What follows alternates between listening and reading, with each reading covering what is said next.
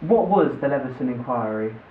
Okay, the Leveson inquiry was a government-commissioned inquiry into a series of breaches of behaviour by newspaper editors and journalists. It first came to light most notoriously in relation to the Millie Dowler case.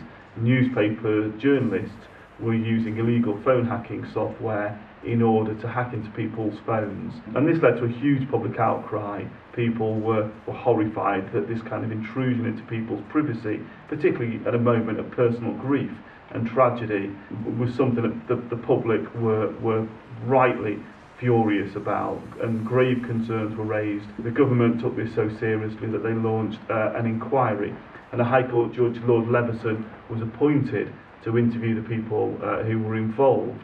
The purpose of the inquiry was to look at the practice, the ethics and the moral conduct of newspapers in the UK, and the findings were grim. In the weeks that 13-year-old Millie Dowler was missing and her loved ones were desperately waiting for news, a private detective working for the News of the World hacked into her mobile phone and listened to her voicemail. And it is just absolutely awful that they were given false hope by this kind of criminal activity that seems to have been going on.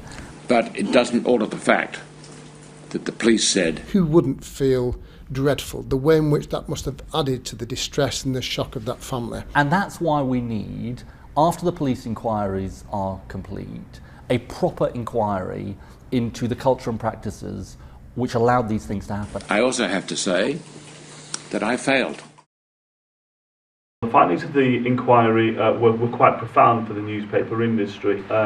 One journalist who worked for News International, specifically for the News of the World, was actually imprisoned for the way that people's privacy had been invaded.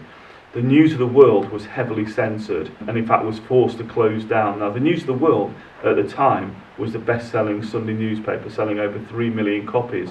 So for its publisher, News International, that was a major blow.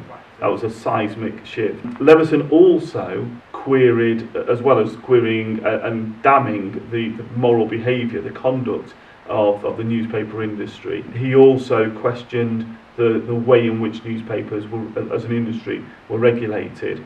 Now, the regulators previously had been a form of self-regulation, the Press Complaints Commission, also known as the PCC. Now that the PCC was replaced by IPSO, the Independent Press Standards Organisation. IPSO was still funded by the newspaper industry, and it was still staffed by serving journalists or former editors.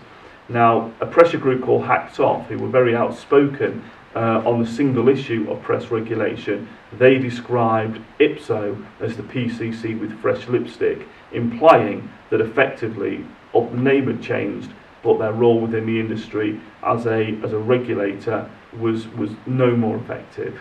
And we're now moving towards a period of press regulation that's known as Leveson 2, where we're looking to see what the next step is in establishing a firm and effective form of regulation.